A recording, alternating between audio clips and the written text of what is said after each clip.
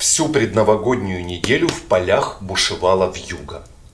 В лесу снегу столько намело, что ни ежик, ни ослик, ни медвежонок всю неделю не могли выйти из дому. Перед Новым годом вьюга утихла, и друзья собрались в доме ежика. Вот что, у нас нет елки. Нет. Не вижу, чтобы она у нас была, сказал ежик. Он любил выражаться замысловато в праздничные дни. Надо пойти поискать. Где же мы ее сейчас найдем? В лесу-то темно. И сугробы какие, вздохнул ежик. И все-таки надо идти за елкой, сказал медвежонок. И все трое вышли из дома. Вьюга утихла, но тучи еще не разогнала. И ни одной звездочки не было видно на небе. И луны нет. Какая тут елка? А на ощупь, сказал медвежонок и пополз по сугробам. Но и на ощупь он ничего не нашел.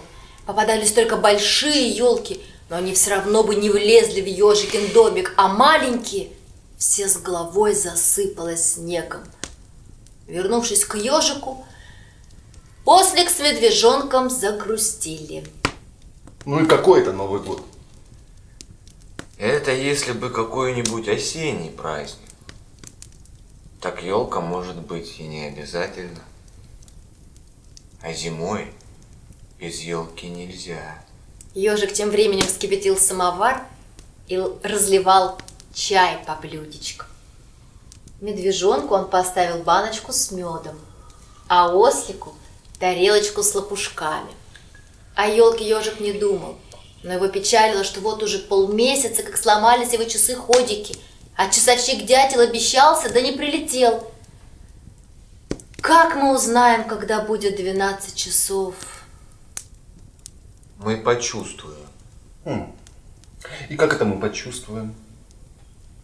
Очень просто. Ровно в 12 будет уже ровно 3 часа, как нам будет хотеться спать.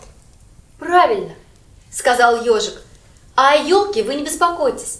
Мы поставим в углу табуретку. Я на нее встану, а вы повесите на меня иголки. Чем не елка? Чем не елка? Так они и сделали.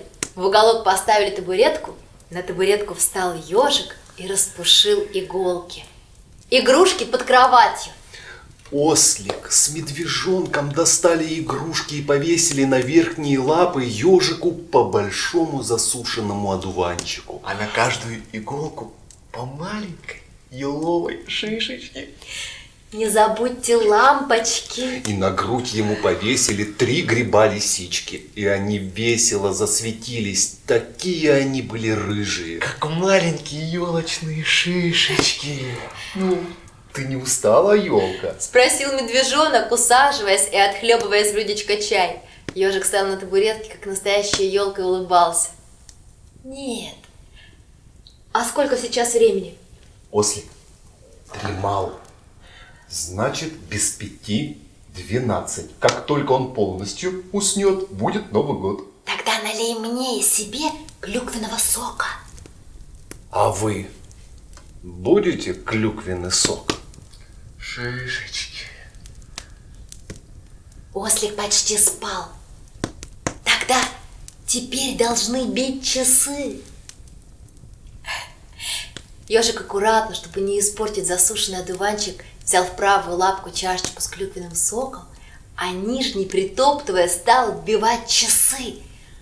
Бам, бам, бам. Ну, уже 3. Давай теперь я. Бам, бам, бам. А теперь и ты.